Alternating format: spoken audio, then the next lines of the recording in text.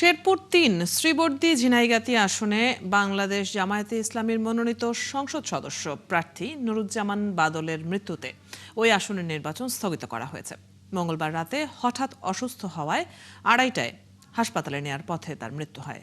পরে রিটার্নিং কর্মকর্তা গণবিজ্ঞপ্তির মাধ্যমে ওই আসনের নির্বাচনী কার্যক্রম বাতিল ঘোষণা করেন। তারিকুল ইসলামের তথ্য ও ছবিতে প্রতিবেদন। মঙ্গলবার রাতে খাবার খেয়ে নামাজের প্রস্তুতি নেয়ার সময় অসুস্থ হয়ে পড়েন জামায়াত নেতা নুরুজ্জামান বাদল।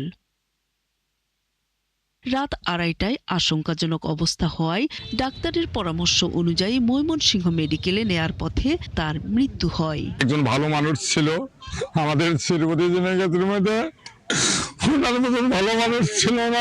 অবাক কান্ড গেল যে হঠাৎ করে এভাবে মারা গেল, এটা আল্লাহ ভাগ্য লেখছে, করার কিছু নেই। তার যে মৃত্যুতে আমাদের যে একটা ক্ষতি হলো, এটা সারিয়ে ওঠা খুবই আমাদের কঠিন। যে বাদল ভাইয়ের জন্য আপনারা দোয়া করবেন, আল্লাহ তাআলা যেন তাকে জান্নাতুল ফেরদাউস নসিব করে। গণপ্রতিনিধিত্ব আইন অনুযায়ী তফসিল ঘোষণার পর কোনো প্রার্থীর মৃত্যু হলে নির্বাচন স্থগিত হয়ে যায়।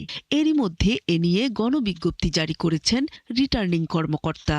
আমাদের আরপিওতে বলা আছে কোনো বৈধ প্রার্থী মারা গেলে নির্বাচন টার্মিনেট করতে হবে।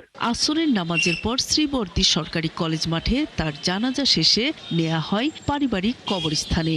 খুব কষ্ট হচ্ছে আমাদেরকে মেনে নেওয়ার, তারপরে আল্লাহর ইচ্ছা, আমরা আল্লাহর ইচ্ছাকেই সন্তুষ্ট চিত্তে মেনে নিচ্ছি। এদিকে জামায়াত নেতা বাদলের মৃত্যুতে তার প্রধান প্রতিদ্বন্দ্বী বিএনপি মনোনীত প্রার্থী মাহমুদুল হক রুবেল মরহুমের রুহের মাগফিরাত কামনা করে শোকার্ত পরিবারের প্রতি গভীর সমবেদনা জানান। ৪ দলীয় ঐক্যজোটের সমস্ত আন্দোলন সংগ্রাম নির্বাচন তাকে নিয়ে আমি পরিচালনা করেছি।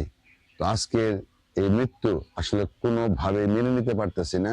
নুরুজ্জামান বাদল দীর্ঘদিন ধরে কিডনিজনিত ও শ্বাসকষ্টে ভুগছিলেন। নূর তাজমিন নীর, ৭১।